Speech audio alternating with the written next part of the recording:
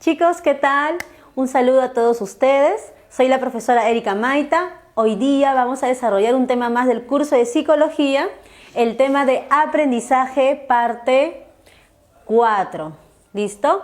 Tú has venido ya observando las clases anteriores. Hemos hablado de distintas propuestas teóricas para entender mucho mejor cómo es que nosotros logramos aprender, ¿verdad?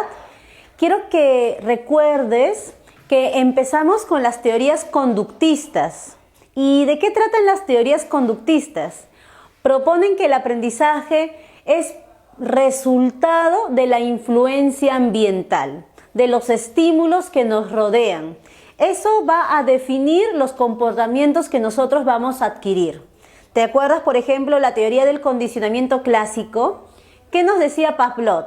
Que uno aprende cuando asocia estímulos ambientales, ¿verdad? Por ejemplo, yo puedo aprender a tenerle miedo a un restaurante. ¿Por qué? Porque cuando yo he consumido en ese restaurante me ha dado una intoxicación que he estado vomitando todo el día. Entonces, tan solo con ver el restaurante ya estoy temblando, sudando, hasta se me revuelve el estómago. ¿Te das cuenta? Luego teníamos la teoría del condicionamiento operante de Skinner. Él nos menciona que aprendemos por las consecuencias. Si yo realizo una conducta, ¿qué puede ocurrir luego? Puede ser que reciba un premio o puede ser que reciba un castigo. Eso es lo que va a determinar lo que yo elegiré aprender o no. Por ejemplo, quizás tú y yo hemos aprendido a ser personas sinceras, a ser personas honestas, responsables, puntuales. ¿Por qué? Porque cuando realizamos esto, ¿qué ocurre luego? Recibimos un premio. Así sea unas felicitaciones, eso ya nos anima a continuar en la conducta elegida. ¿Te das cuenta? Bien.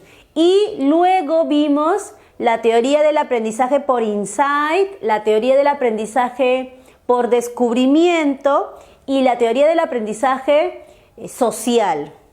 Comenzando por esta última, le pertenece al psicólogo Albert Bandura y él nos dice que aprendemos fácilmente observando el comportamiento de los demás, copiando sus conductas, ¿verdad?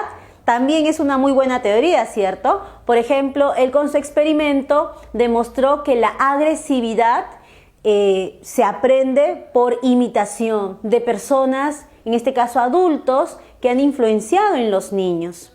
Así que chicos, si uno vive en violencia, es muy seguro que aprenda también a ser violento. ¿Listo? Luego también teníamos la teoría del aprendizaje por insight del psicólogo Kohler, quien realizó un experimento con chimpancés, ¿te acuerdas? Ya. En esa teoría él nos dice que aprendemos cuando realizamos una reconfiguración perceptual. ¿Qué quiere decir eso? Que vemos el problema desde otra posición, desde otro ángulo. Al hacer eso, como que de pronto surge en nosotros una inspiración. Comprendemos súbitamente la solución de este problema.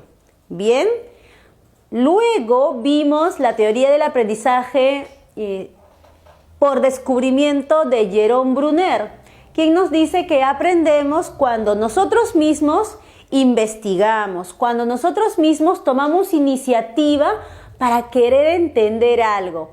El profesor solamente nos ayuda dándonos algunas pautas, por ahí resolviendo algunas de nuestras interrogantes. Es más, el profesor más bien va a pedir que tú mismo te des tus respuestas. De esta manera, entonces, la experiencia de aprendizaje se hace más personal, más también activa. ¿Listo? Ya te hice un recuento de todas las teorías. Hoy día, en este momento, vamos a terminar con las últimas, ¿ya? Vamos con la teoría del aprendizaje significativo. ¿Listo? Esta teoría también le pertenece a un psicólogo estadounidense, igual que Jerome Bruner. ¿Listo? Y nos propone que el aprendizaje ocurre cuando el estudiante está muy atento a la clase. Cuando el estudiante está muy atento a la clase, escucha las palabras del profesor y cada palabra va removiendo pensamientos que el estudiante ya tenía. O sea, algo así como cuando tú escuchas al profesor y dices, ah, esto que dice el profesor se me hace conocido. Sí, esto yo ya lo vi en el ciclo anterior. O esto yo recuerdo que mi profesor del colegio también me lo dijo.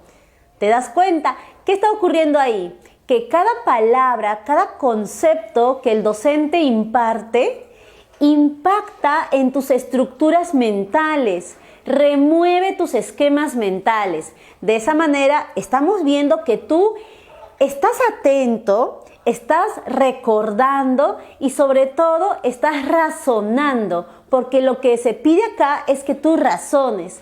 ¿Qué tipo de razonamiento? Vamos a ver que es deductivo. ¿Listo? Entonces te presento la teoría de David Ausubel.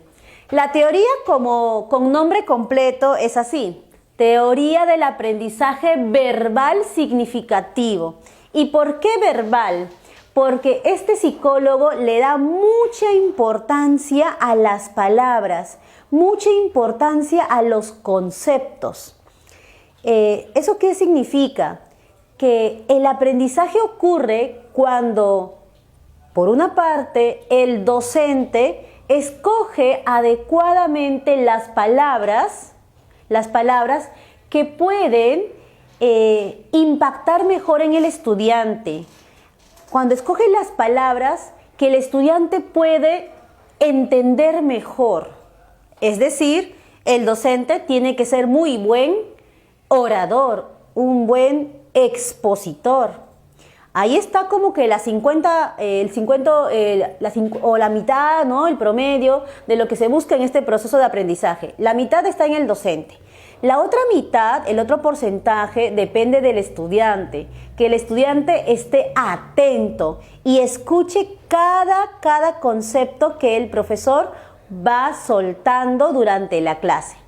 Mira que el profesor, el docente, va a mezclar conceptos nuevos con conceptos que tú ya debes manejar. ¿Qué pasaría si el docente hace toda su clase en palabras nuevas? Entonces tú vas a volar, ¿cierto? Porque vas a decir, wow, no le entiendo al profesor. Ay, está como hablando en otro idioma. ¿Te ha pasado eso con algún curso?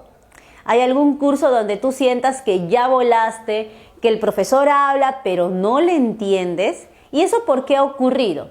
Una explicación es que el profesor abusó de conceptos nuevos en su clase, demasiadas palabras nuevas, entonces eso dificulta que tú lo puedas entender. La otra razón por la que tú vuelas en algunos cursos es que tú no tienes saberes previos. Cuando tú no tienes conceptos base, ¿de dónde pues vas a poder agarrar y sostener los conceptos que te da el maestro? Difícil, ¿cierto? Así que ustedes, chicos, que están empezando una preparación preuniversitaria, se espera que hayas tenido un buen colegio, que hayas aprendido lo suficiente en el colegio, porque si no, ¿dónde se van a sostener los aprendizajes que recibes a nivel pre? Va a ser muy endeble, muy débil. ¿Listo, chicos? Muy bien, entonces ya para redondear aquí algunos conceptos tenemos lo siguiente. David Ausubel nos propone que el aprendizaje ocurre cuando el estudiante relaciona la información nueva que da el profesor, los conceptos nuevos, ya lo relaciona con lo que el alumno ya sabe, los conocimientos previos. A esta relación se le llama anclaje, ¿ok? Apunta eso, anclaje. Bien, ¿por qué anclaje? Es que se hace la metáfora con un barco, cuando un barco llega al puerto, al muelle, para que el barco no se vaya pues en el movimiento de las olas, ¿qué se hace?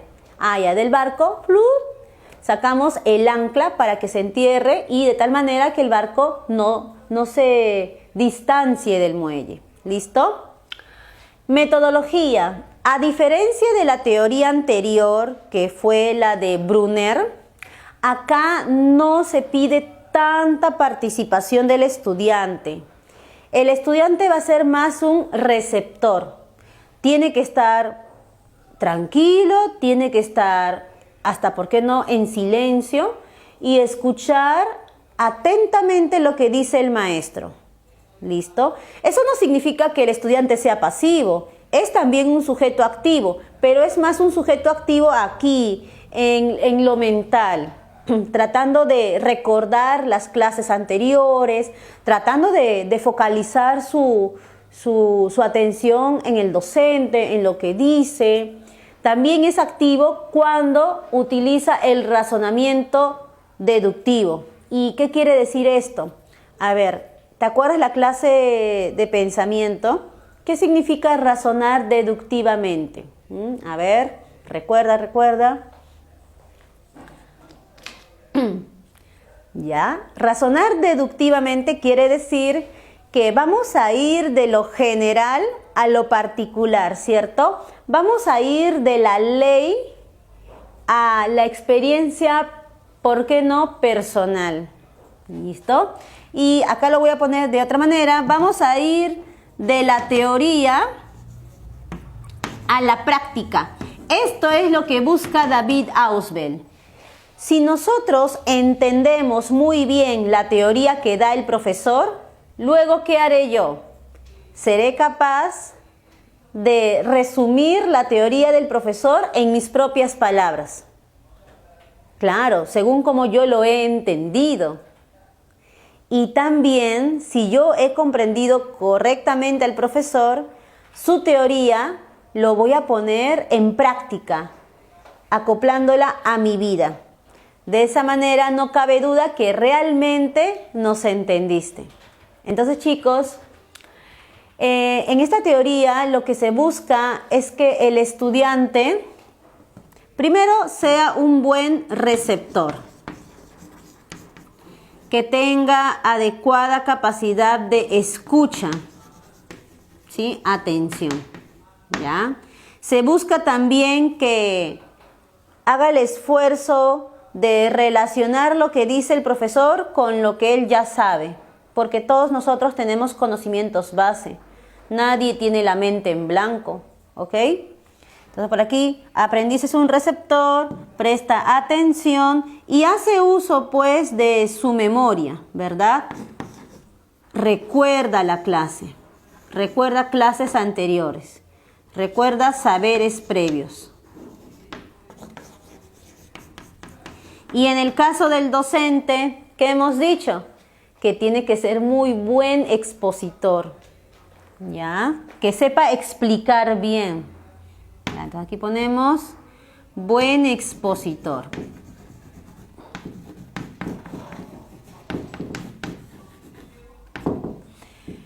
¿Qué más? Tiene que utilizar conceptos nuevos, pero también tiene que manejar conceptos que tú ya dominas para que la clase sea comprensiva para ti. ¿Ya? Ya. Brinda conceptos nuevos. Bien, tiene que ser claro, conciso.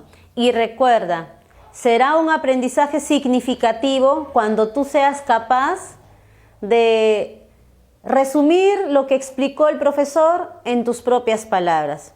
Y cuando lleves la teoría a la práctica. Porque si no es letra muerta, no lo has entendido, solamente has memorizado.